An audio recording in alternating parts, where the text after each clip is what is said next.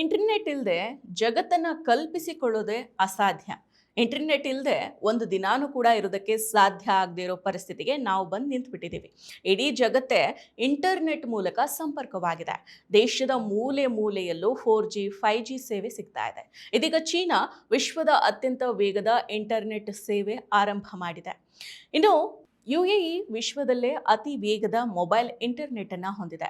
ಇಲ್ಲಿ ಸರಾಸರಿ 686.12 MBPS ವೇಗ ಲಭ್ಯ ಇದೆ. ಅರೇಬಿಯನ್ ಪೆನಿನ್ಸುಲಾದ ಆಗ್ನೇಯ ಭಾಗದಲ್ಲಿರೋ ಈ ದೇಶ ತನ್ನ ಆಧುನಿಕ ಗಗನಚುಂಬಿ ಕಟ್ಟಡಗಳಿಗೆ ಹೆಸರುವಾಸಿಯಾಗಿದೆ.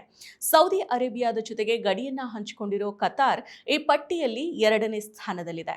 ಇಲ್ಲಿ ಸರಾಸರಿ 593.34 MBPS ಇಂಟರ್ನೆಟ್ ವೇಗ ಇದೆ. ದೋಹಾದ ಆಧುನಿಕ ಸ್ಕೈಲೈನ್ಗಳಿಗೆ ಈ ದೇಶ ಪ್ರಸಿದ್ಧವಾಗಿದೆ. ಕುವೈತ್, ಬಹರೇನ್, ಬಲ್ಗೇರಿಯಾ, ಬ್ರೆಜಿಲ್, ದಕ್ಷಿಣ ಕೊರಿಯಾ, ಬ್ರೂನಿ ನಂತರದ ಸ್ಥಾನಗಳಲ್ಲಿ ಇದ್ದಾವೆ. ಇನ್ನು ಓಕ್ಲಾ ವರದಿಯ ಪ್ರಕಾರ ಭಾರತ 133.51 MBPS ಸರಾಸರಿ ಮೊಬೈಲ್ ಡೌನ್ಲೋಡ್ ವೇಗದ ಜೊತೆಗೆ ಜಾಗತಿಕವಾಗಿ 26ನೇ ಸ್ಥಾನದಲ್ಲಿದೆ.